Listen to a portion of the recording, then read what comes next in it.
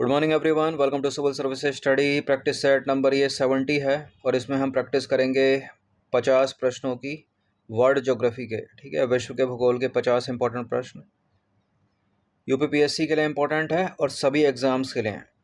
ठीक है, सभी में जीएस आती है, ज्योग्राफी सभी में आती है।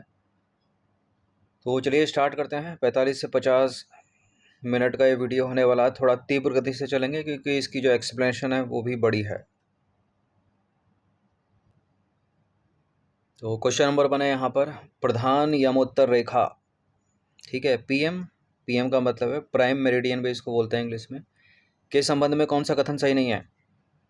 देखिए, यह पृथ्वी को पूर्वी और पश्चिमी गोलार्धों में विभाजित करती है। दुनिया के मानक समय का निर्धारण इसी रेखा से होता है। इसका नाम लंदन के ग्रीनविच शहर पर पड़ा और यह 0 डिग्री अक्षांश पर खींची गई एक काल्पनिक रेखा है।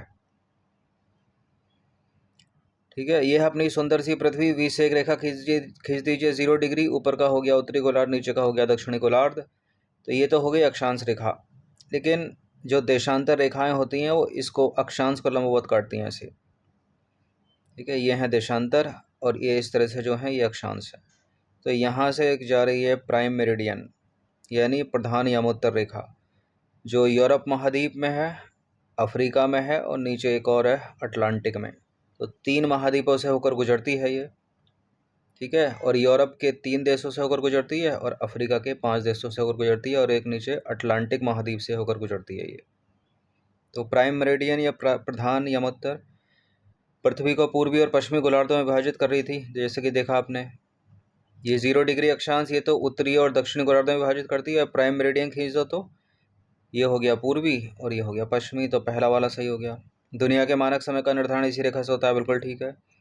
ठीक है, लंदन के ग्रीनविच शहर पर पड़ा इसका नाम, ये भी करेक्ट है। और ये 0 डिग्री अक्षांश से ये वाला हो गया ना, ये देशांतर होना चाहिए यहाँ पर, ये देशांतर होना चाहिए। तो ये 0 डिग्री देशांतर पर खींची गई काल्पनिक रेखा ना कि अक्षांश पर। तो पहला, दूसरा, तीसरा करेक्ट है, चौथा वाला इनकरेक्ट है। देखिए, प्रधान यमोत्तर रेखा या ग्रीनविच रेखा या 0 डिग्री देशांतर पर खींची गई एक काल्पनिक रेखा है जो उत्तरी ध्रुव से दक्षिणी ध्रुव तक जाती है। ठीक है, जा रही है ना, यह उत्तरी ध्रुव, यह है दक्षिणी ध्रुव, उत्तरी ध्रुव से दक्षिणी ध्रुव तक जाती है। यह पृथ्वी को पूर्वी और पश्चिमी गोलार्धों में विभाजित करती है। ठीक है, ईस्ट वेस्ट हो गया। और दुनिया के मानक समय का निर्धारण इसी रेखा से होता है। इसका नाम लंदन के ग्रीनविच शहर पर पड़ा, जहां से होकर गुजरती है। यहाँ से होकर भी गुजर रही है यूरोप से। इस टेस्ट सीरीज की या फुल टेस्ट सीरीज से जुड़ सकते हैं, नंबर इस पर कॉल या व्हाट्सअप करके। ठीक है, एक पीडीएफ टेस्ट में आपको मिलेंगे 100 प्रश्न या 150 प्रश्न, इस तरह के 3000 प्रश्न पेड टेलीग्राम ग्रुप में। दूसरा प्रश्न है, प्रधान यमोत्तर रेखा या प्राइम मेरिडियन पीएम किन दो से होकर गुजरती है। एक प्रश्न ये भी बनता है इससे। तो अभी जैसे कि आपको ऊपर बताया, 3 महाद्वीपों से होकर गुजर रही है, ये यूरोप से होकर गुजर रही है। ठीक है, ये आ रही है ना प्राइम मेरिडियन, यूरोप से होकर गुजर रही है, अफ्रीका से होकर गुजर रही है, अंटार्कटिक महाद्वीप से होकर गुजर रही है, अंटार्कटिका से। तो यूरोप के 3 देश हैं इसमें, यूनाइटेड किंगडम है, फ्रांस है। ठीक है, अफ्रीका के 5 है, अल्जीरिया है, घाना है। चार्ड नहीं है, तो जहाँ जहाँ चार्ड है उसको हटा दीजिए। इसका आंसर हो जाएगा 1 2 3 4 यानी डी हो जाएगा इसका आंसर। देखिए, प्रधान यमोत्तर रेखा या ग्रीनविच रेखा है प्राइम मेरिडियन 8 देशों से होकर गुजरती है। 8 देश, यूनाइटेड किंगडम, फ्रांस, स्पेन, ये तो अफ्रीका के हो गए, अल्जीरिया, माली, बुर्किना फासो, टोगो और घाना। ठीक है, ये 5 हो गए अफ्रीका के। तो अब यूरोप महाद्वीप हो गया, अफ्रीका महाद्वीप हो गया और अंटार्कटिका से होकर गुजरती है दक्षिण में। प्रधान यमोत्तर रेखा वाले देश की बात करें तो यूनाइटेड किंगडम है यूरोप में, फ्रांस है यूरोप में, स्पेन है यूरोप में, बाकी अफ्रीका में अल्जीरिया है, माली है, बुर्किना फासो है, टोगो है और घाना है।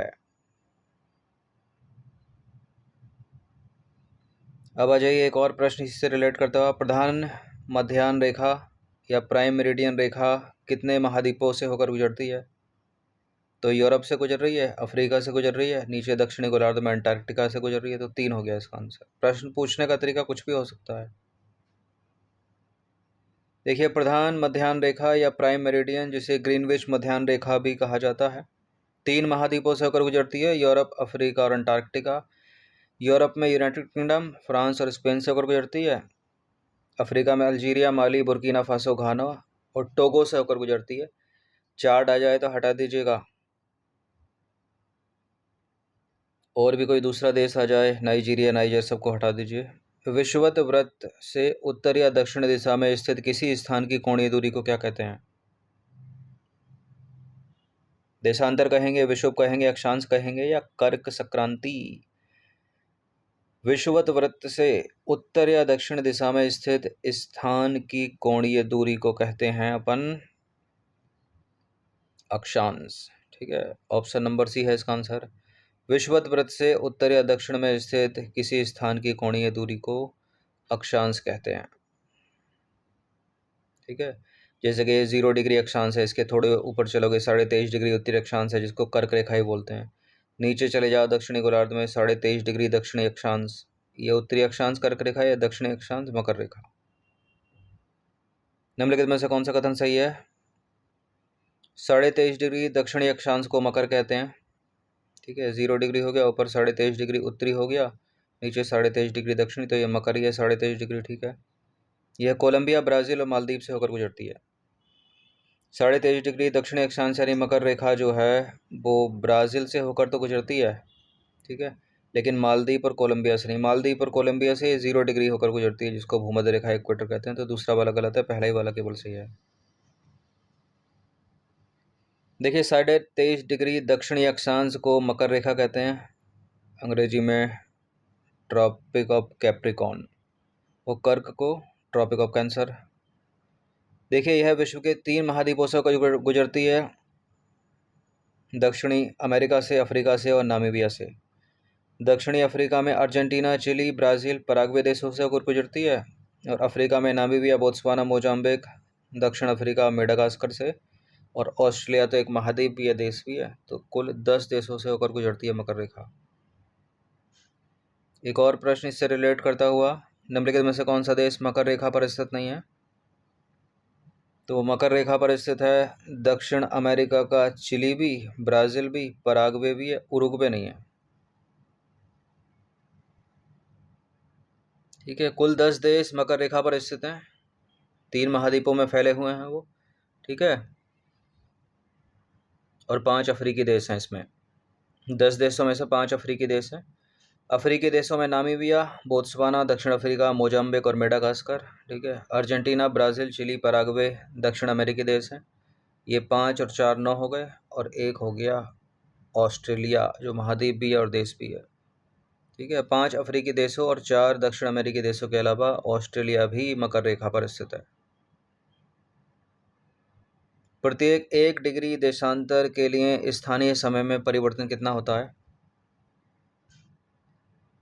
देखिए, 1 डिग्री देशांतर के लिए स्थानीय समय में परिवर्तन होगा 4 मिनट। ठीक है, डी है इसका आंसर।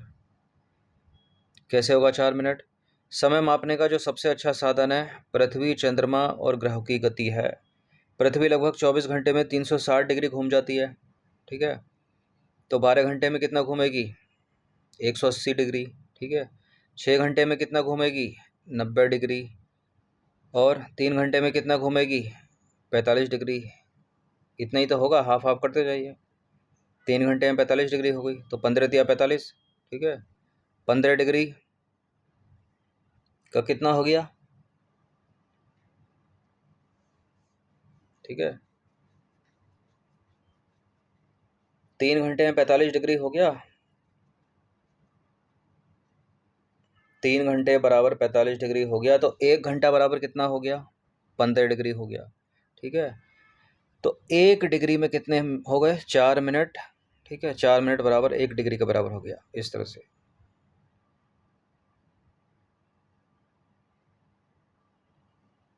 8वां प्रश्न है, ब्रह्मांड की उत्पत्ति के बिग बैंग सिद्धांत का समर्थन कौन सा साक्ष्य करता है इनमें से? ब्रह्मांड की उत्पत्ति के बिग बैंग सिद्धांत का समर्थन करता है आकाश गंगाओं का लाल विस्थापन। ठीक है, ऑप्शन नंबर बी है इसका आंसर। देखिए, आकाश गंगाओं का लाल विस्थापन इंगित करता है कि ब्रह्मांड का विस्तार हो रहा है, जो बिग बैंग सिद्धांत का समर्थन करता है। लाल विस्थापन की घटना को सबसे पहले एडविन हबल ने देखा, जिन्होंने एक आकाशगंगा की दूरी और उसके अपसारण के वेग यानी हबल के नियम के बीच सीधा संबंध खोजा था। यह लाल विस्थापन डॉपलर प्रभाव के कारण होता है, जहां प्रकाश तरंगें तब फैलती हैं जब वस्तुएं यानी आकाशगंगाएं प्रेक्षक से दूर हो जाती हैं। क्वेश्चन नंबर 9 पर आ जाइए। सूर्य द्वारा अंतरिक्ष में छोड़े गए आवेशित कणों की धाराओं को क्या कहा जाता है? सूर्य के धब्बे, सौर हवाएं, सौर ज्वालाएं जिसको सोलर फ्लेयर बोलते हैं इंग्लिश में, कोरोनल लूप। छोटी छोटी डेफिनेशन है इनकी चारों की और सब इम्पोर्टेंट है। सूर्य द्वारा अंतरिक्ष में छोड़े गए, ठीक है, जो सन जो है वो अंतरिक्ष में छोड़ता है आवेशित कणों की धाराएं, क्या बोलेंगे इनको? Solar flare? नहीं, ये सोलार फ्लेयर नहीं है, ये है सौर हवाएं, सौर वायु। बी है इसका आंसर। देखिए, सौर वायु जो है वो सूर्य की बाहरी परतों से लगातार निकलने वाले आवेशित कणों, मुख्य रूप से इलेक्ट्रॉनों और प्रोटॉनों की धाराओं को संदर्भित करता है। यह सूर्य के कोरोना उसके वायुमंडल के सबसे बाहरी भाग से उत्पन्न होता है, जहां तापमान अत्यधिक उच्च होता है।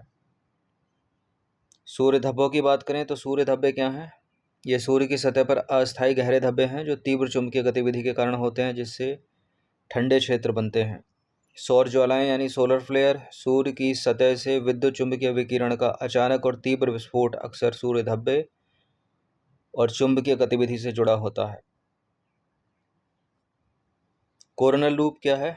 सूर्य के कोरोना में चुंबकीय प्लाज्मा की संरचनाएं लूप के आकार की विभिन्न सौर धब्बों से जोड़ने वाले चुंबकीय क्षेत्र के कारण होती हैं। निम्नलिखित कथनों पर विचार करेंगे। दो कथन है यहाँ पर, कौन सा इसमें सही होगा? यह है सूर्य ग्रहण ऊपर और नीचे है चंद्र ग्रहण।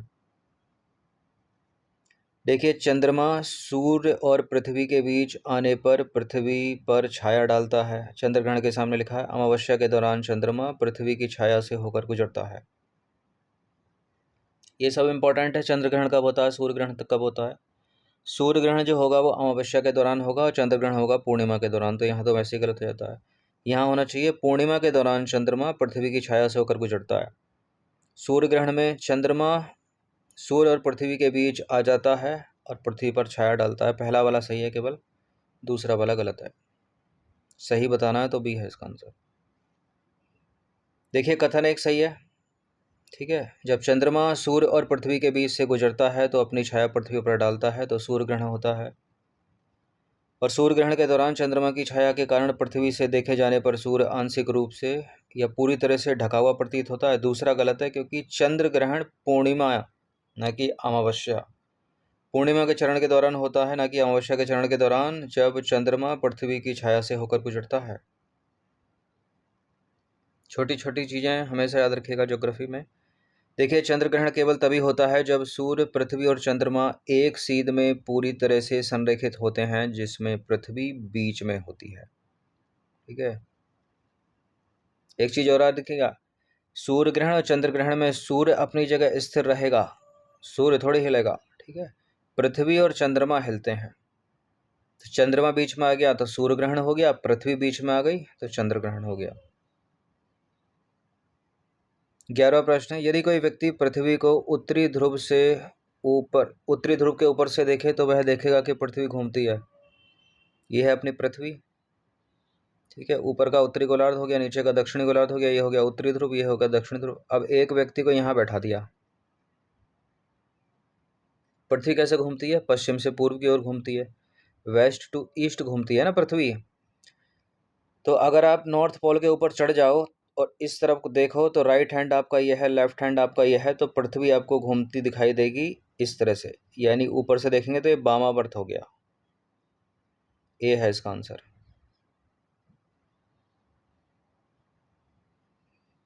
देखिए, जब उत्तरी ध्रुव से ऊपर से देखा जाता है तो पृथ्वी वामावर्त दिशा में घूमती है, जो इसके पश्चिम से पूर्व की घूर्णन के अनुरूप है। फुल टेस्ट सीरीज से जुड़ सकते हो आप, पीडीएफ फॉर्मेट में फुल टेस्ट मिलेंगे। नंबर इस पर कॉल या व्हाट्सएप करके। देखिए, पृथ्वी लगभग हर 24 घंटे में एक घूर्णन पूरा करती है, जिससे होते हैं दिन और रात, ठीक है। दिन और रात में परिवर्तन होता है। 12वां प्रश्न क्या है, निम्नलिखित में से कौन सी प्रणाली सौर तूफान यानी सोलार स्टॉर्म्स से प्रभावित होती है? क्या क्या प्रभावित हो सकता है? ये देखिए, ये दिख रही है ना, ये सब सौर तूफान है, सोलार स्टॉर्म है। तो इससे प्रभावित हो सकते हैं जीपीएस सिग्नल की सटीकता, पावर ट्रांसमिशन सिस्टम, पनडुब्बी संचार केबल, पाइपलाइन अवसंरचना। इनमें से कौन कौन से प्रभावित हो सकते हैं? जीपीएस सिग्नल सटीकता, पावर ट्रांसमिशन सिस्टम, पनडुब्बी संचार केबल और पाइपलाइन अवसंरचना, ये सभी प्रभावित हो सकते हैं। तो इसका आंसर हो जाएगा 1 2 3 4 डी। देखिए, सौर तूफान यानी सोलार स्टॉर्म ये सूर्य की सतह पर गड़बड़ी है जो बड़ी मात्रा में आवेशित कणों, विद्युत चुम्बकीय विकिरण और चुंबकीय क्षेत्रों को अंतरिक्ष में छोड़ती हैं। ठीक है, क्या क्या हो सकता है इनसे? जीपीएस सिग्नल की सटीकता में गड़बड़ी हो सकती है, पावर ट्रांसमिशन सिस्टम बाधित हो सकता है, और क्या क्या? पनडुब्बी संचार केबल में अनियमितता और पाइपलाइन अवसंरचना। इसको पढ़ लीजिएगा। अगला प्रश्न है, निम्नलिखित में से कौन सा पृथ्वी पर सूर्यताप की विभिन्नता को प्रभावित करने वाला प्राथमिक कारक नहीं है, पूछ रहा है। पृथ्वी पर सूर्यताप की विभिन्नता कैसे प्रभावित हो गई? किसी क्षेत्र में जल निकायों की उपस्थिति, ठीक है, पृथ्वी का अपनी धुरी पर घूमना, वातावरण की पारदर्शिता, सूर्य की किरणों का झुकाव। सूर्य की किरणों के झुकाव का कोण। देखिए, वातावरण की पारदर्शिता, बिल्कुल। अगर वातावरण में बादल छाए हैं, धूल के कण ज़्यादा हैं, तो सूर्य की किरणें तो धरातल पर पहुंच ही नहीं पाएंगी, ये बिल्कुल है, बाधा देगा। लेकिन ये पूछा कि कौन सा नहीं देगा, तो पहले जो देगा उसको ढूंढ लेते हैं। सूर्य की किरणों का कोणीय झुकाव ये भी है, पृथ्वी का अपनी धुरी पर घूमना ये भी है। किसी क्षेत्र में जल निकायों की उपस्थिति, ये नहीं है, ठीक है, तो ए है इसका आंसर। देखिए, सूर्यताप जो है पृथ्वी की सतह पर प्राप्त सौर विकिरण की मात्रा को संदर्भित करता है, ठीक है। सूर्यताप में विभिन्नता मुख्य रूप से सूर्य की किरणों के कोण, पृथ्वी के घूर्णन और वायुमंडलीय पारदर्शिता जैसे कारकों द्वारा निर्धारित की जाती है। सबको एक एक करके देख लेते हैं। सूर्य की किरणों के झुकाव का कोण सौर ऊर्जा की तीव्रता और वितरण को प्रभावित करता है। उच्च कोणों के परिणाम स्वरूप अधिक केंद्रित ऊर्जा होती है। पृथ्वी का घूर्णन पर आ जाइए। सूर्यताप में दैनिक परिवर्तन का कारण बनता है, ठीक है। पृथ्वी का जो घूर्णन है, पृथ्वी की जो अपनी घूर्णन गति है, सूर्यताप में दैनिक परिवर्तन का कारण बनता है, जिससे दिन और रात का परिवर्तन होता है।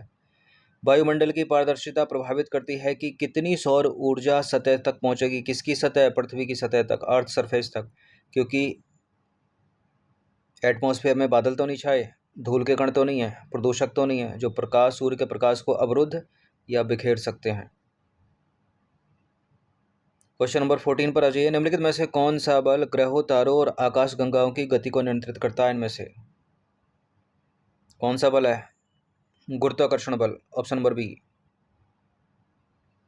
देखिए, गुरुत्वाकर्षण बल प्रकृति का एक मौलिक बल है जो ग्रहों, तारों और आकाशगंगाओं जैसे बड़े खगोलीय पिंडों की गति को नियंत्रित करता है। गुरुत्वाकर्षण बल ग्रहों को सूर्य के चारों ओर तथा चंद्रमाओं को ग्रहों के चारों ओर उनकी कक्षाओं में बनाए रखने के लिए जिम्मेदार है। यह ब्रह्मांड की बड़े पैमाने पर संरचना को भी नियंत्रित करता है, जैसे कि आकाशगंगाओं का समूह और ब्लैक होल का निर्माण इत्यादि।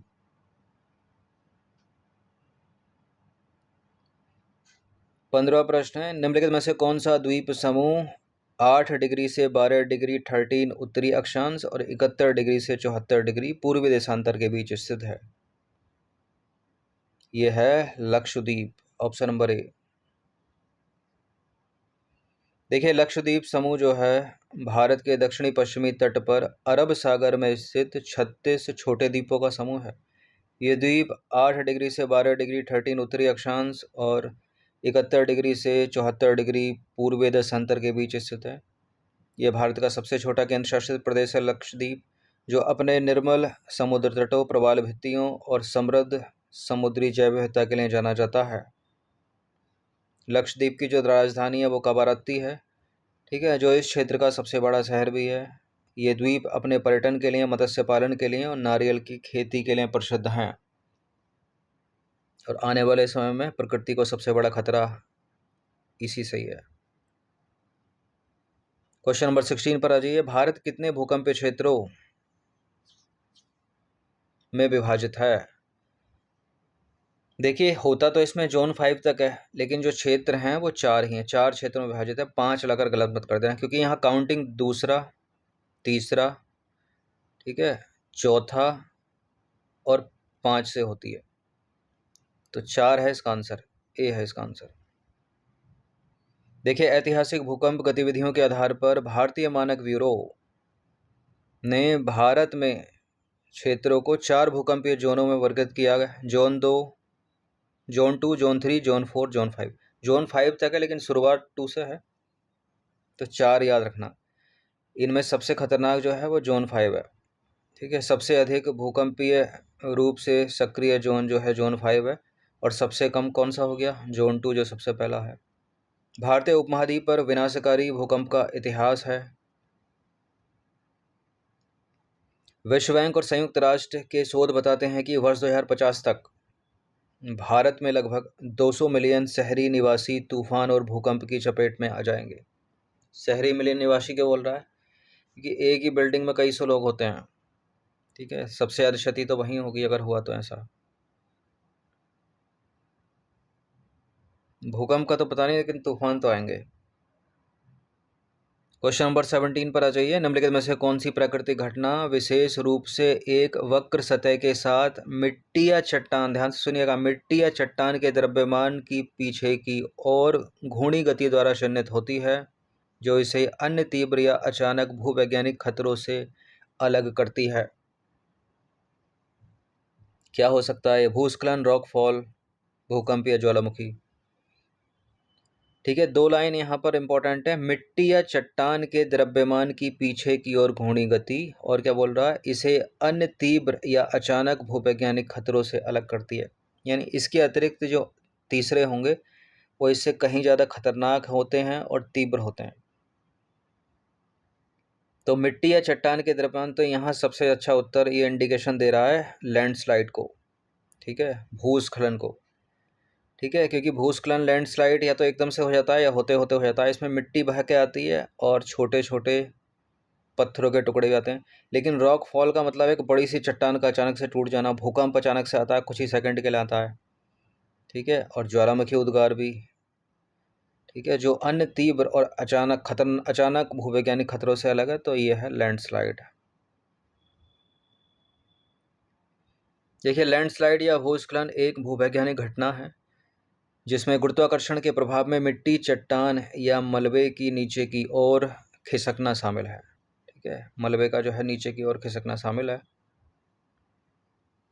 यह विशेष रूप से घुमावदार विफलता सतह के साथ मिट्टी या चट्टान के द्रव्यमान के पीछे की ओर घूर्णी गति द्वारा चिह्नित है। एक विशेषता जिसे घूर्णी भूस्खलन या पतन कहा जाता है।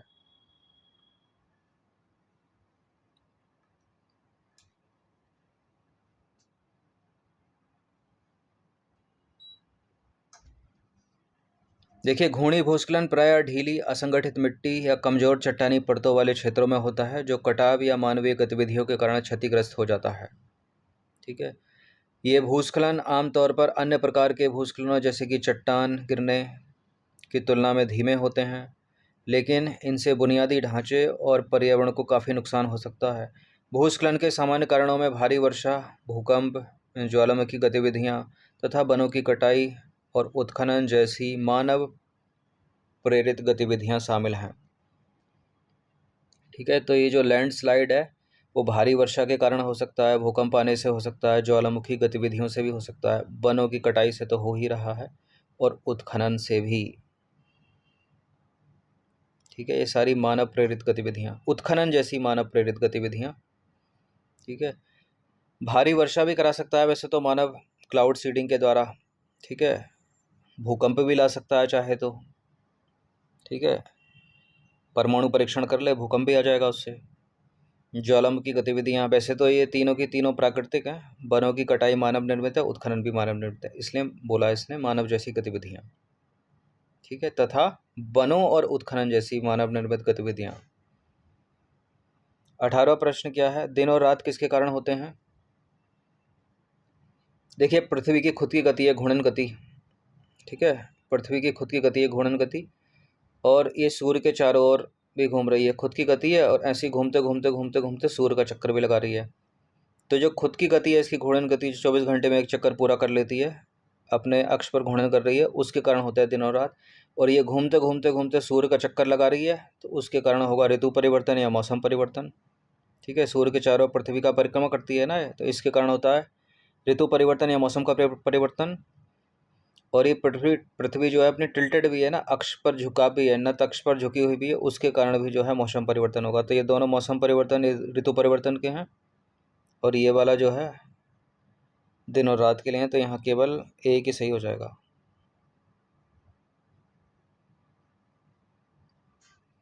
देखिए, दिन और रात पृथ्वी के अपने अक्ष पर घूर्णन के कारण होते हैं। पृथ्वी लगभग 24 घंटों में एक पूर्ण घूर्णन करती है, जिससे दिन और रात का चक्कर बनता है। सूर्य के चारों ओर पृथ्वी का परिक्रमण, पृथ्वी के अक्ष का झुकाव ऋतु परिवर्तन एवं मौसम परिवर्तनों में योगदान करते हैं, ना कि दिन और रात चक्र में। इस चीज़ को याद रखिएगा। क्वेश्चन नंबर 19 पर आ जाइए। निम्नलिखित में से कौन सा पर्वतों का उत्तर से दक्षिण में क्रम सही है? उत्तर से दक्षिण में कौन सा क्रम सही है? North to south. देखिए, ये है सबसे उत्तर में आ जाएगा यूराल, उसके बाद काकेकस, उसके बाद एल्ब्रुस, और उसके बाद जाग्रोस। सी हो जाएगा इसका आंसर। यूराल पर्वत जो है वो रूस में स्थित है, जो यूरोप और एशिया के बीच एक प्राकृतिक सीमा के रूप में कार्य करता है। ठीक है, और इस क्रम में जो है सबसे उत्तरी हो गया वो। काकेकस पर्वत काला सागर और कैस्पियन सागर के बीच स्थित है, तथा यूराल पर्वत के दक्षिण में हो गया, इसके दक्षिण में हो गया। इसके बाद माउंट एल्ब्रुस यूरोप की सबसे ऊंची चोटी काकेकस पर्वतमाला का हिस्सा है, तथा थोड़ा और दक्षिण में हो गया ये इससे। इसके बाद आ जाइए जाग्रोस पर्वत। जाग्रोस पर्वत जो है ईरान और इराक में स्थित है, जो इस क्रम में सबसे दक्षिणी है, तथा यूराल और काकेकस पर्वतमालाओं की तुलना में अधिक दक्षिण में स्थित है। तो सी वाला ऑप्शन बनेगा। निम्नलिखित में से कौन सा जोड़ा भूमध्य सागरीय वनस्पति के नाम और उनके संबंधित स्थानों का मेल गलत है? उत्तरी अमेरिका में चैप्रेल, ऑस्ट्रेलिया में मेटोरल, दक्षिण अफ्रीका में फाइन बास, और चिली में मैली। कौन सा सही है यहाँ पर? देखिए, ऑस्ट्रेलिया में मेटोरल, ये ठीक है। दक्षिण अफ्रीका में फाइन बांस, ये भी ठीक है। जो चैप्रल है वो चिली में है, और उत्तरी अमेरिका में मैली है। ठीक है, तो यहाँ अच्छा गलत बताना है अपने को, गलत, रुकिए, गलत गलत गलत गलत मेल बताना है। तो जो चैप्रोल है वो नॉर्थ अमेरिका में ठीक है। ठीक है, चैप्रोल नॉर्थ अमेरिका में ठीक है, और दक्षिण अफ्रीका में फाइन बांस ठीक है। मैली ऑस्ट्रेलिया में है, और चिली में मेटोरल है। तो गलत अपना दूसरा और चौथा हो गया, बी हो गया इसका आंसर। देखिए, केवल ऑस्ट्रेलिया जो है, ऑस्ट्रेलिया मेटोरल और चिली मैली का मिलान गलत है, यानी विकल्प भी उत्तर बनेगा। मेटोरल चिली में भूमध्य सागरीय वनस्पति के लिए एक प्रयुक्त शब्द है, ऑस्ट्रेलिया के लिए नहीं, इसलिए ऑस्ट्रेलिया का मेटोरल के साथ मिलान गलत है। मैली दक्षिण ऑस्ट्रेलिया के कुछ हिस्सों में पाए जाने वाले भूमध्य सागरीय वनस्पति के एक प्रकार को संदर्भित करता है, चिली को नहीं। इस प्रकार चिली का मैली के साथ मिलान गलत है। देखिए, चैप्रल का उत्तरी अमेरिका के साथ संबंध है, जहां कैलिफोर्निया जैसे क्षेत्रों में इस प्रकार की वनस्पति आम है। और फाइन बांस का जो है दक्षिणी अफ्रीका से सही संबंध है, जहां यह अनूठा बायोम मुख्य रूप से कैप फ्लोरिस्टिक क्षेत्र में पाया जाता है। अगला प्रश्न है, निम्नलिखित में से कौन सी नदी भ्रंश घाटी यानी रिफ्ट वैली में बहती है? तो भारत में जो अधिकतर पूर्व वाहिनी नदियां हैं वो डेल्टा का निर्माण करती हैं, पश्चिमी वाहिनी नदियां जो हैं वो रिफ्ट वैली में बहती हैं, यानी भ्रंश घाटी में। तो यहाँ नर्मदा उत्तर हो जाएगा, सी है इसका आंसर। देखिए, नर्मदा नदी जो है वो भ्रंश घाटी यानी रिफ्ट वैली में बहती है। नर्मदा प्रायद्वीप भारत में पश्चिम की ओर बहने वाली सबसे बड़ी नदी है। नर्मदा उत्तर में विंध्य श्रेणी और दक्षिण में सतपुड़ा श्रेणी के बीच एक भ्रंश घाटी के माध्यम से पश्चिम की ओर बहती है। यह मध्य प्रदेश में अमरकंटक के निकट मैकाल पहाड़ी से निकलती है। भ्रंश घाटी के संदर्भ में कौन सा कथन सही है? भ्रंश घाटियां केवल भूमि पर पाई जाती हैं, समुद्र तल पर नहीं। और नर्मदा नदी और माही नदी भी भ्रंश घाटी से होकर बहती हैं। पहला गलत है, दूसरा वाला सही है। केवल समुद्र तल पे भी तो पाई जाती हैं। देखिए, भ्रंश घाटी एक निचला क्षेत्र है जो पृथ्वी की विवर्तनिक प्लेटों के अलग होने या दरार का निर्माण करता है। भ्रंश घाटियाँ भूमि और समुद्र के तल दोनों पर पाई जाती हैं और समुद्र तल के फैलने की प्रक्रिया द्वारा बनती हैं। नर्मदा नदी, माही नदी भी भ्रंश घाटियों से होकर बहती हैं, ठीक है, लेकिन विभिन्न श्रेणियों के बीच। ठीक है, तापी नदी और माही नदी भी, नर्मदा तो बहती है। 23वां प्रश्न है, समुद्री जल में घुले लवणों के अनुपात के अनुसार निम्नलिखित में से कौन सा क्रम सही है? देखिए, इसमें 5 से 6 आयन एक विकल्प में डाले गए हैं। टफ बनाया गया है प्रश्न को। वैसे आसान सा प्रश्न है, क्योंकि अगर यहाँ पर सोडियम हो जाता, ठीक है, मैग्नीशियम हो जाता, कैल्शियम हो जाता तो आसान हो जाता प्रश्न। लेकिन सोडियम से भी कहीं ज़्यादा होता है क्लोरीन, ठीक है, क्लोराइड आयन। तो सबसे ज़्यादा क्लोराइड आयन होंगे, उसके बाद होंगे 36% कम से कम सोडियम आयन, ठीक है। सोडियम के बाद मैग्नीशियम, लेकिन मैग्नीशियम से भी कहीं ज़्यादा है सल्फेट आयन। तो सबसे ज़्यादा है क्लोराइड आयन, उसके बाद सोडियम आयन, फिर sulphate ion, magnesium ion, calcium, potassium. तो ए इसका आंसर हो जाएगा, ठीक है। ये दूसरी तरह से, थोड़ा आसान तरह से पूछा जाता है तो इसमें क्लोराइड आयन नहीं होते, सल्फेट आयन नहीं होते, केवल सोडियम होता, मैग्नीशियम होता, कैल्शियम होता, पोटेशियम होता। लेकिन याद रखिएगा, सोडियम से भी कहीं ज़्यादा है क्लोराइड आयन और मैग्नीशियम से ज़्यादा है सल्फेट आयन।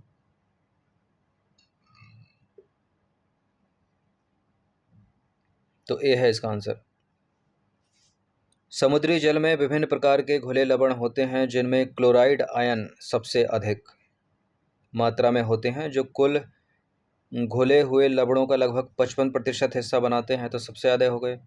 सोडियम आयन का लगभग 30.6% घुले हुए लवण बनाते हैं, जो दूसरा सबसे प्रचुर घटक है। तो सबसे ज़्यादा Cl, उसके बाद Na, फिर सल्फेट आयन तीसरे स्थान पर, जो समुद्री जल में घुले हुए लवणों का लगभग 7.7%। इसके बाद आ गया मैग्नीशियम आयन Mg, ठीक है, 3.7%। इसके बाद है कैल्शियम 1.2%। उसके बाद पोटेशियम यानी K 1.1%। तो जो सही अनुक्रम बनेगा वो कैसे बनेगा? Chloride ion, sulphate ion, chloride ion, sodium ion दूसरा, सल्फेट आयन तीसरा, मैग्नीशियम आयन चौथा, कैल्शियम आयन पांचवा और छठा है पोटेशियम। निम्नलिखित में से किसे मौसम और जलवायु के तत्व के रूप में माना जा सकता है?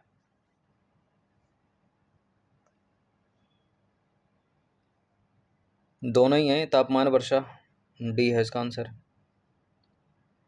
देखिए, मौसम और जलवायु के तत्व, मौसम और जलवायु के प्राथमिक तत्वों में तापमान, वर्षा, आर्द्रता, पवन पैटर्न और वायु दाब शामिल हैं। इन तत्वों का उपयोग वायुमंडलीय व्यवहार को मापने और भविष्यवाणी करने के लिए किया जाता है। दो कथन है यहाँ पर, निम्नलिखित में से कौन सा? महान हिमालय या ग्रेट हिमालय के बारे में, या बृहद हिमालय भी यही है। महान हिमालय की वलियाँ जो हैं प्रकृति में सममित हैं और हिमालय के इस भाग का मूल ग्रेनाइट से बना है। महान हिमालय की बलियाँ प्रकृति में सममित नहीं है। हिमालय के इस भाग का मूल जो है वो ग्रेनाइट से बना है। दूसरा वाला सही है। केवल दो है इसका आंसर। देखिए, कथन क्या था? महान हिमालय की जो बलियाँ हैं प्रकृति में सममित हैं, सममित नहीं, असममित है। महान हिमालय, जिसे हिमाद्री या उच्च हिमालय के रूप में भी जाना जाता है, हिमालय की सबसे उत्तरी श्रेणी है। ये पर्वत लाखों वर्षों में टेक्टोनिक गतिविधि और भूवैज्ञानिक प्रक्रियाओं के कारण असममित वलन प्रदर्शित करते हैं, न कि सममित। ठीक है, असममिति उत्पन्न होती है क्यों होती है? क्योंकि हिमालयी क्षेत्र अभी भी टेक्टोनिक रूप से सक्रिय है और इन वलनों के निर्माण के लिए जिम्मेदार वल असमान है।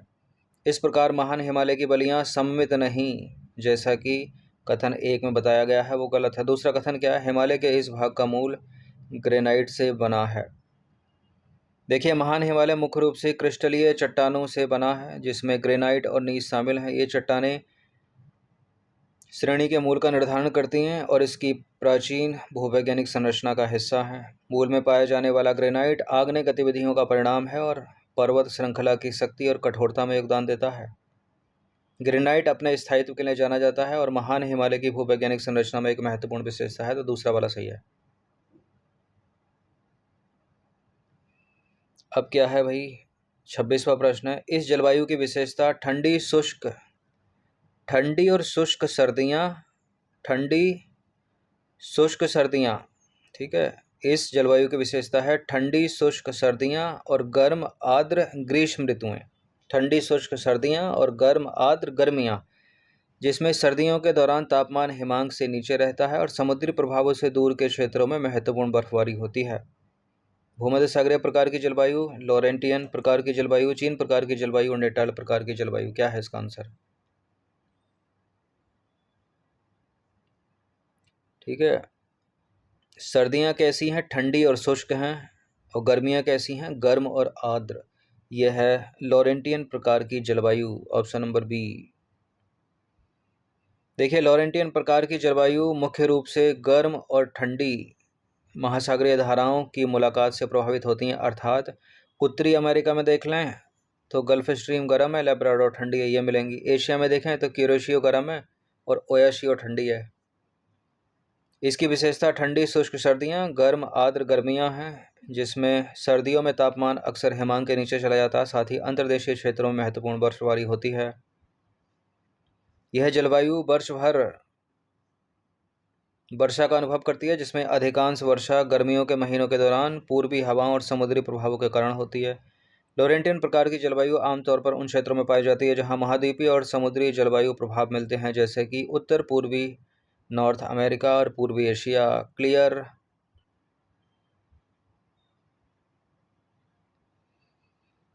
देखिए, अमेरिका का न्यूयॉर्क और जापान का टोक्यो जैसे प्रमुख शहर उन क्षेत्रों में स्थित हैं जो इस जलवायु का अनुभव करते हैं, जो विविध वनस्पतियों और कृषि का समर्थन करता है। 27वां प्रश्न है, शीतोष्ण कटिबंध में महाद्वीपों के पश्चिमी भाग में पाई जाने वाली जलवायु के प्रकार को क्या कहते हैं?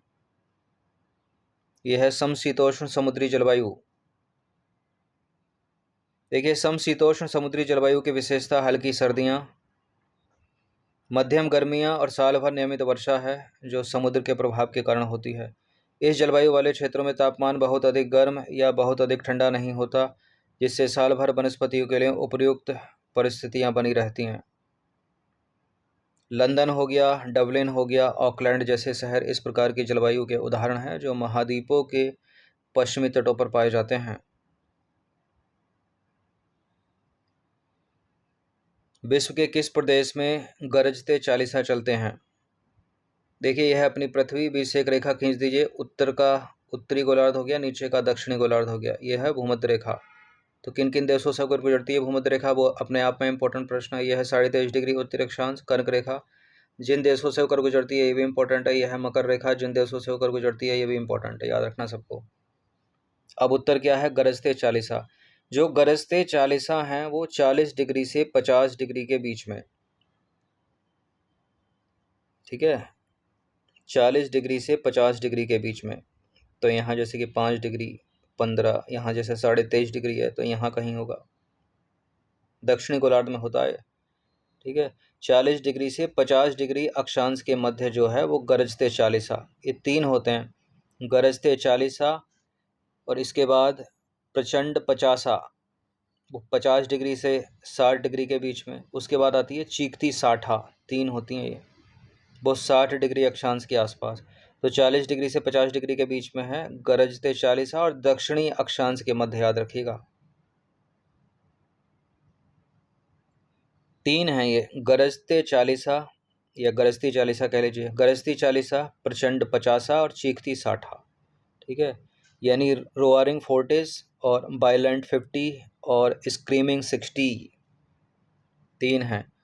तो क्रमशः जो गरजते चालीसा हो गई वो 40 डिग्री से 50 डिग्री अक्षांश के बीच में दक्षिण में, प्रचंड पचासा हो गई 50 डिग्री से 60 डिग्री दक्षिण, और चीखती साटा हो गई 60 डिग्री अक्षांश के आसपास दक्षिण में। ठीक है, गरजते चालीसा दक्षिणी गोलार्ध में 40 डिग्री से 50 डिग्री दक्षिण अक्षांश के बीच चलने वाली एक शक्तिशाली पछुआ पवन है। पछुआ पवन है, यानी वेस्टर्लीज है, जो हवा की गति के कारण तेज आवाज करती है, इसलिए इसे गरजती चालीसा कहते हैं। इसके बाद है प्रचंड पचासा। ठीक है, यानी वॉयलेंट 50s कह लीजिए इसको, या फ्यूरियस कह लीजिए, फ्यूरियस, वॉयलेंट, प्रचंड, ठीक है, एक ही वर्ड है। दक्षिणी गोलार्ध में 50 डिग्री से 60 डिग्री दक्षिण अक्षांश के बीच चलने वाली शक्तिशाली पश्चिमी पछुआ हवाओं का समूह है। यह दक्षिणी महासागर में गरजते चालीसा और चीखती साटा के बीच एक अक्षांशीय बैंड है, जो पृथ्वी के घूर्णन के कारण ये हवाएं भूमध्य रेखा से ध्रुवों की ओर स्थापित होती हैं। तो सबसे ऊपर है गरजते चालीसा, उसके नीचे प्रचंड पचासा और चीखती साठा। तो जब प्रचंड पचासा है वो गरजते चालीसा और चीखती साठा के बीच में, यही चीज़ ये लाइन बोल रही है। सबसे दक्षिण में आ जाइए, चीखती साठा दक्षिणी गोलार्ध में 60 डिग्री अक्षांश के आसपास प्रवाहित होने वाली अत्यंत शक्तिशाली और प्रायः तूफानी पश्चिमी हवाएं हैं। पृथ्वी के घूर्णन के कारण और 60 डिग्री दक्षिणी अक्षांश पर भूमि की अनुपस्थिति के कारण ये हवाएं लगातार तेज गति से बहती हैं और तूफानी समुद्री तरंगों को उत्पन्न करती हैं। 29वां प्रश्न है, भारत में सर्वाधिक वर्षा खासी और जयंतिया पहाड़ियों में दर्ज की जाती है। पहाड़ियाँ किस राज्य में हैं? ठीक है, किस राज्य में है? ये मेघालय में है, ये है इसका आंसर। देखिए, खासी और जयंतिया पहाड़ियाँ भारत के मेघालय राज्य में स्थित हैं। खासी और जयंतिया पहाड़ियाँ जो हैं भारत के मेघालय राज्य में स्थित हैं, और ये पहाड़ियाँ बंगाल की खाड़ी से अपनी निकटता और मानसून की हवाओं के पहाड़ियों से टकराने के कारण होने वाले स्थलाकृतिक प्रभाव के कारण अत्यधिक वर्षा का अनुभव करती हैं। खासी पहाड़ियों में स्थित जो मासिन राव है उसको पृथ्वी पर सबसे अधिक वर्षा वाला स्थान माना जाता है, जहां वर्षा 11,000 मिलीमीटर से अधिक होती है।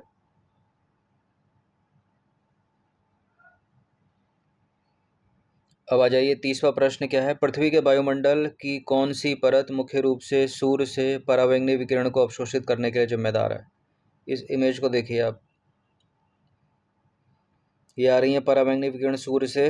तो सबसे बाहरी जो है एक्सोस्फीयर को भेद के नीचे चलेगी थर्मोस्फीयर, थर्मोस्फीयर को भेद के और नीचे चलेगी मीजोस्फीयर में, मीजोस्फीयर के बाद नीचे आ गया स्ट्रेटोस्फीयर यानी समताप मंडल, लेकिन उसको भेजकर ट्रोपोस्फीयर में नहीं जा पाई, तो किसने अब्जॉर्ब कर लिया? स्ट्रेटोस्फीयर ने।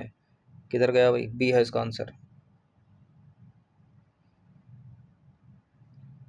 देखिए, स्ट्रेटोस्फीयर पृथ्वी के वायुमंडल की दूसरी परत है जो क्षोभ मंडल के ऊपर मध्यमंडल के नीचे होती है। इसमें ओजोन परत होती है जो सूर्य से आने वाली हानिकारक परावैंगनी विकिरण को अवशोषित कर लेती है। ओजोन परत समताप मंडल में पृथ्वी की सतह से 15 से 35 किलोमीटर ऊपर केंद्रित है। ओजोन अणुओं द्वारा परावैंगनी विकिरण का अवशोषण पृथ्वी की सतह पर अत्यधिक यूवी जोखिम जो है उसको रोकता है और जीवित जीवों को डीएनए क्षति से बचाता है। वायुमंडलीय परतें यहाँ ये इंपॉर्टेंट है, एटमॉस्फेरिक जो लेयर्स हैं। पृथ्वी का वायुमंडल जो है 5 मुख्य परतों में विभाजित है, क्षोभ मंडल में, समताप मंडल में, मध्य मंडल में, उसके बाद थर्मोस्फीयर और वायुमंडल। क्षोभ मंडल जो है वो सबसे निचली परत है जहाँ मौसम संबंधी घटनाएं होती हैं, जबकि जो समताप मंडल है वो इसके ऊपर होता है जिसमें ओजोन परत होती है, इसको याद रखिएगा।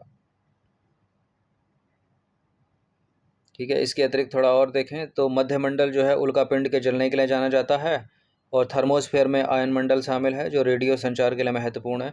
सबसे बाह्य मंडल जो है उसको बोलते हैं बहिर्मंडल। अगला प्रश्न 31वां प्रश्न है, पढ़िए इसको।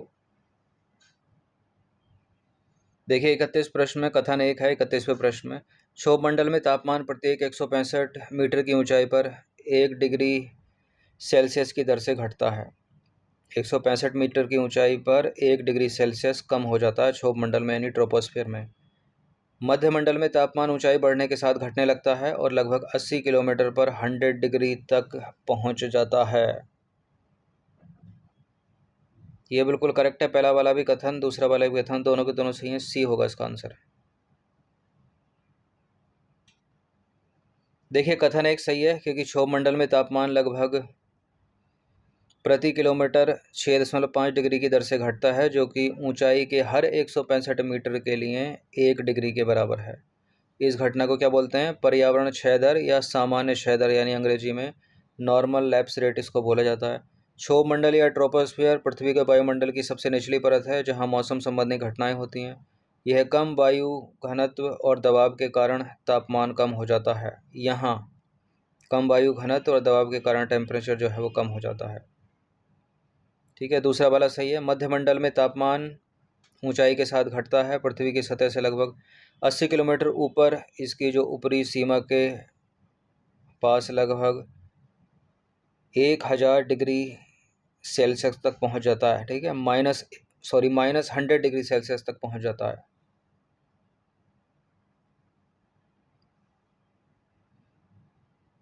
देखिए मध्यमंडल यानी मीजोस्फीयर वायुमंडल की मध्य परत है जो घटते तापमान की विशेषता है और इसे वायुमंडल की सबसे ठंडी परत माना जाता है, मीजोस्फीयर को।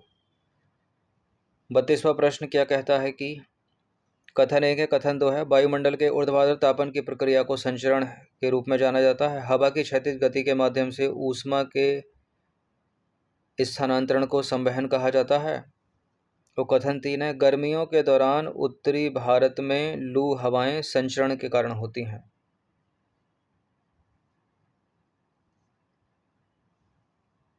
यहाँ पर जो सही है, वायुमंडल के ऊर्ध्वाधर तापन की प्रक्रिया को संचरण नहीं बल्कि संवहन के रूप में जाना जाता है और हवा की क्षैतिज गति के माध्यम से ऊष्मा के स्थानांतरण को संचरण, तो पहला गलत दूसरा गलत। और गर्मियों के दौरान उत्तरी भारत में लू हवाएं संचरण के कारण होती हैं, तीसरा वाला सही है। केवल तीन यहाँ पर सही है, यानी डी है इसका आंसर।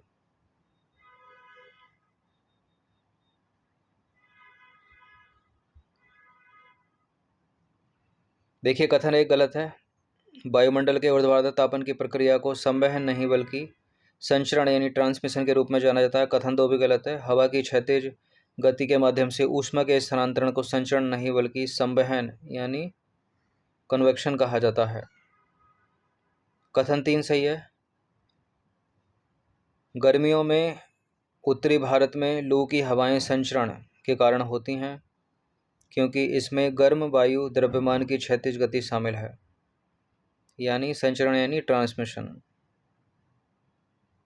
संचरण जो है मौसम विज्ञान में एक महत्वपूर्ण प्रक्रिया है क्योंकि यह क्षेत्रों में ऊष्मा और नमी को स्थानांतरित करने में महत्वपूर्ण भूमिका निभाता है।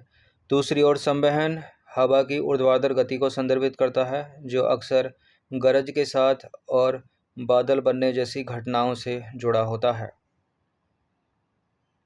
अब आ जाइए क्वेश्चन नंबर 33 पर। निम्नलिखित में से भारत में सक्रिय ज्वालामुखी हैं कौन कौन से? इसमें एक्टिव वॉल्केनो हैं।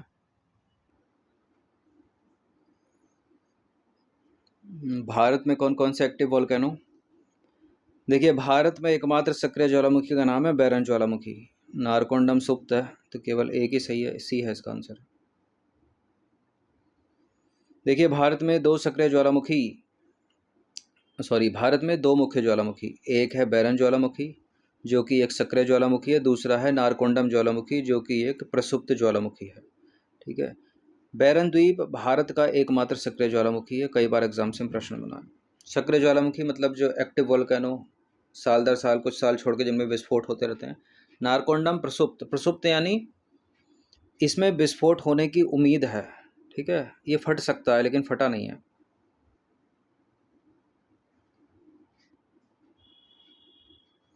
अगला प्रश्न है, निम्नलिखित में से कौन सा कथन सही है? पृथ्वी के भीतर पिघली हुई चट्टानें जो भूगर्भ में होती हैं वो लावा, जब लावा पृथ्वी की सतह पर आता है तो कहलाता है मैग्मा। देखिए गलत है, पृथ्वी के अगर ये अंदर रहेगा ना तो मैग्मा कहलाएगा, जब फट के ऊपर आ गया सतह पर तो लावा कहलाएगा। ठीक है, यहाँ मैग्मा होना चाहिए, जब मैग्मा पृथ्वी की सतह पर आता है तो वो लावा। ठीक है, जब मैग्मा पृथ्वी की सतह पर आता है तो वो लावा, और पृथ्वी के भीतर पिघली हुई चट्टानें जो भूगर्भ में होती हैं वो मैग्मा। सही बताना, सही कोई भी नहीं है इसमें, तो इसका जो आंसर हो जाएगा वो डी हो जाएगा, कोई नहीं।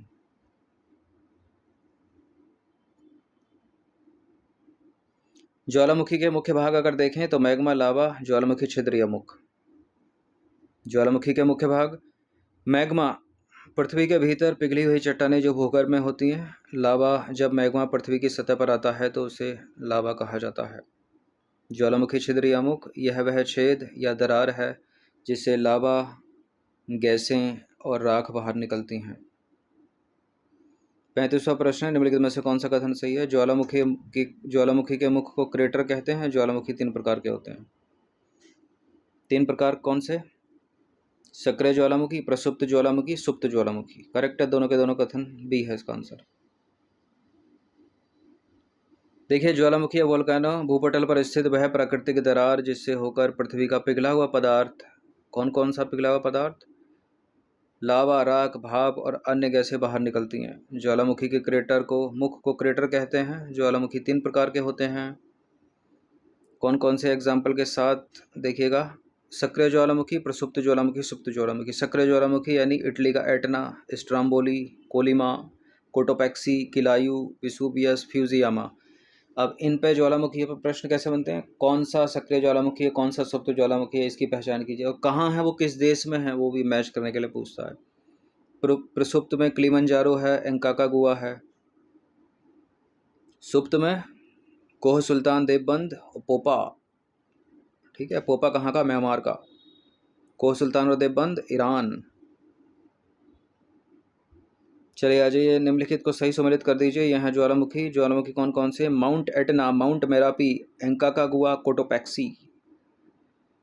इंपॉर्टेंट, माउंट एटना है इटली का, Aconcagua Argentina, Mount Merapi Indonesia और कोटोपैक्सी हो गया इक्वाडोर। ठीक है, तो सी हो गया इसका आंसर। 2 3 4 1। माउंट एटना इटली का एक सक्रिय ज्वालामुखी है। माउंट कोटोपैक्सी इक्वाडोर का सक्रिय ज्वालामुखी। एंकाकागुआ अर्जेंटीना का। Mount Merapi Indonesia. इस टेस्ट सीरीज़ की आप फुल टेस्ट सीरीज से जुड़ सकते हैं। नंबर इस पर कॉल या व्हाट्सअप करके। 1 टाइम पेमेंट है, साल भर के लिए। इतना कम इसलिए रखा है ताकि सभी लोग इसको इजीली अफोर्ड कर सकें। भूकंप के अध्ययन को 1 लाइनर में आ जाइए जल्दी जल्दी, मतलब ABCD वाले में सारे ऑब्जेक्टिव में वैसे तो। भूकंप के अध्ययन को सिस्मोलॉजी, ऑप्शन नंबर डी। देखिए, सिस्मोलॉजी या भूकंप विज्ञान भूकंप और पृथ्वी के माध्यम से लोचदार तरंगों के प्रसार का वैज्ञानिक अध्ययन है। इसमें भूकंप, ज्वालामुखी गतिविधि और जमीनी गति के अन्य स्रोतों से उत्पन्न भूकंप तरंगों का विश्लेषण शामिल है। भूकंप विज्ञानी भूकंपीय तरंगों का पता लगाने और रिकॉर्ड करने के लिए भूकंप मापी नामक उपकरण का उपयोग करते हैं। अगला प्रश्न क्या है? निम्नलिखित कथनों में से कौन सा कथन सही है? भूकंप को सिस्मोग्राफ नामक यंत्र से मापा जाता है। भूकंप में 3 प्रकार के कंपन होते हैं। बिल्कुल, ये भी करेक्ट है दोनों के दोनों कथन, बी है इसका आंसर। देखिए, भूकंप के अध्ययन को क्या? सिस्मोलॉजी कहा जाता है।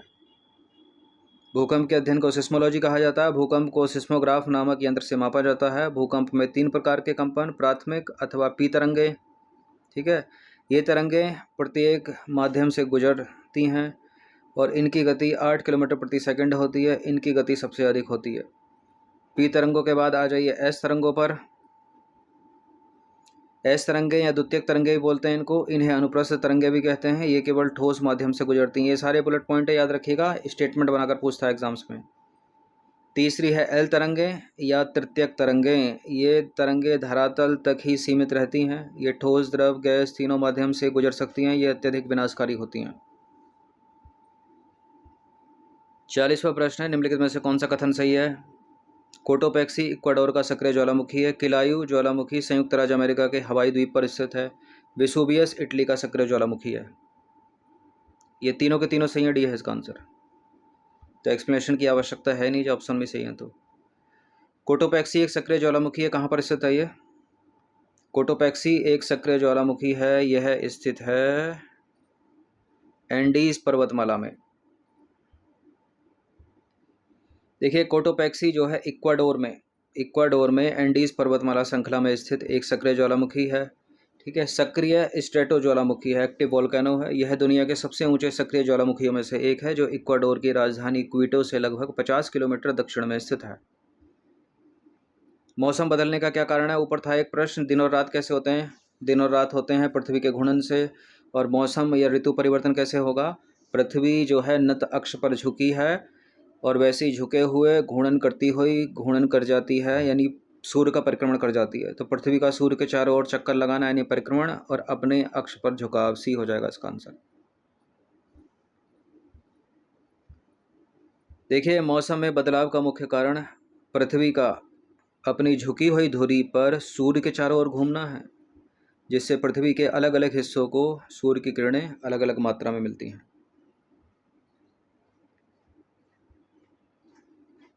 43वां प्रश्न है, वायुमंडल के ऊर्ध्वतापन की प्रक्रिया को क्या कहा जाता है? ठीक है। What is the process of upward heating of the atmosphere called? प्रवाहकत्व, संवहन, विकिरण, अभिवहन, क्या कहेंगे इसको? इसको कहते हैं संवहन यानी कॉन्वेक्शन। देखिए, संवहन जो है वायुमंडल में ऊर्ध्वाधर तापन की प्रक्रिया है, जहां गर्म हवा ऊपर उठती है और ठंडी हवा नीचे बैठती है। यह तापन और घनत्व में अंतर के कारण तरल पदार्थों, द्रव और गैसों में ऊष्मा के हस्तांतरण की सुविधा प्रदान करता है। अगला प्रश्न है उत्तरी गोलार्ध में। ठीक है, उत्तरी गोलार्ध में जो है सबसे छोटा दिन पूछ रहा है। अल्पतम दिवस या तो ये 21 दिसंबर को होगा या 22 दिसंबर को होगा। डी है इसका आंसर।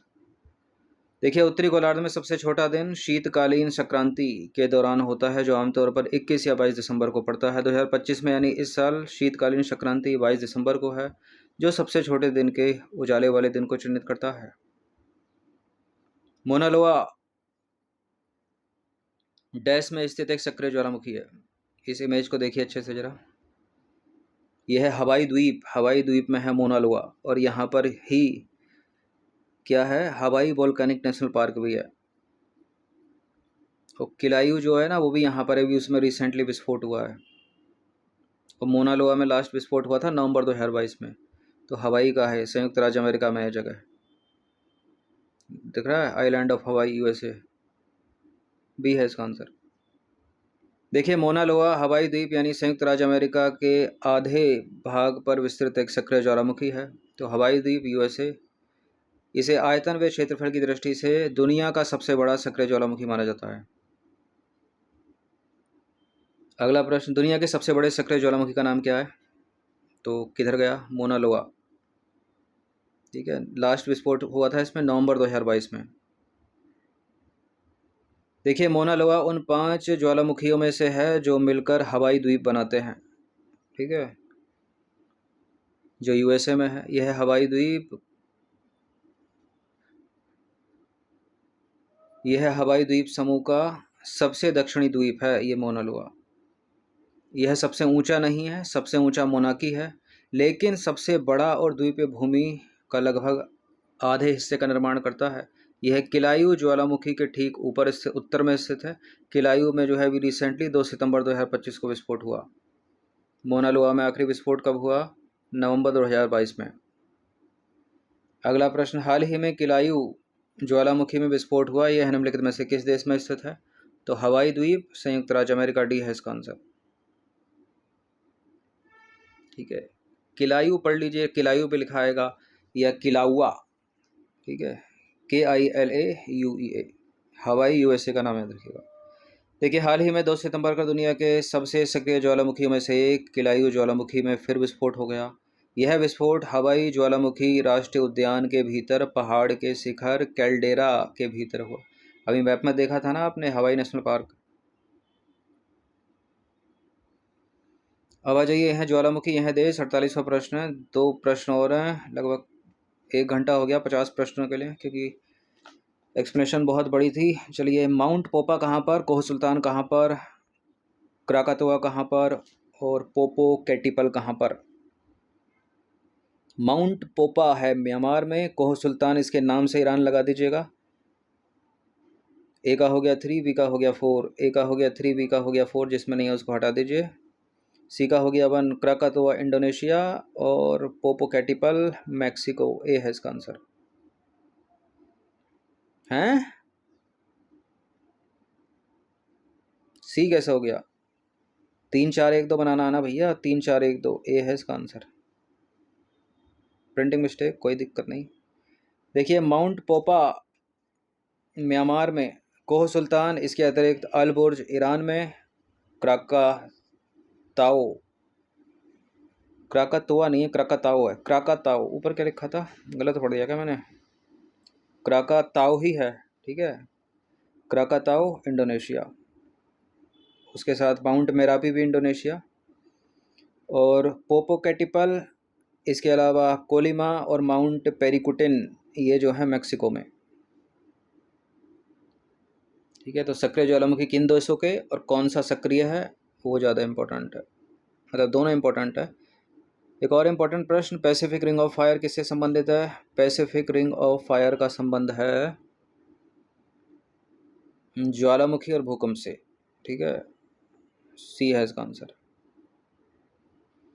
देखिए द रिंग ऑफ फायर जो है प्रशांत महासागर के बेसिन में स्थित एक क्षेत्र है। यहाँ बड़ी संख्या में भूकंप और ज्वालामुखी विस्फोट होते हैं। यह एक घोड़े के नाल की आकार में लगभग 40,000 किलोमीटर में फैला हुआ है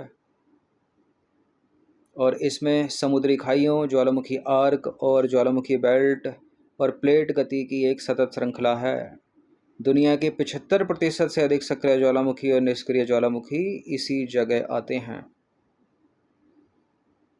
the ring of fire plate विवर्तनिकी का प्रत्यक्ष परिणाम है। अंतिम प्रश्न की तरफ अग्रसर होते हुए, पृथ्वी की कौन सी परत तरल अवस्था में है, यानी लिक्विड फॉर्म में है, द्रव अवस्था में है? इमेज देखिए पता चल जाएगा आपको। सबसे बाहरी क्रस्ट, उसके बाद अंदर ये मेंटल, उसके बाद है आउटर कोर, फिर है इनर कोर।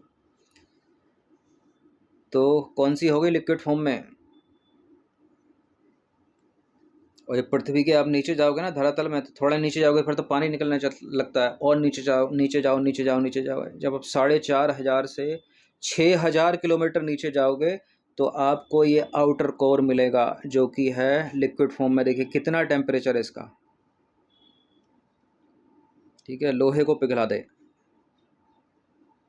बाह्य कोर यानी आउटर कोर जो है वो लिक्विड फॉर्म में है, द्रव अवस्था में है।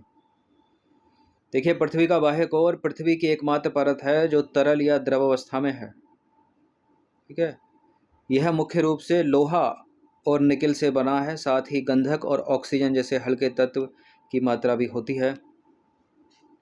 एक चीज़ गलत बोल दी है, टेम्परेचर जो है वो 4,500 से 6.5 डिग्री है, ठीक है।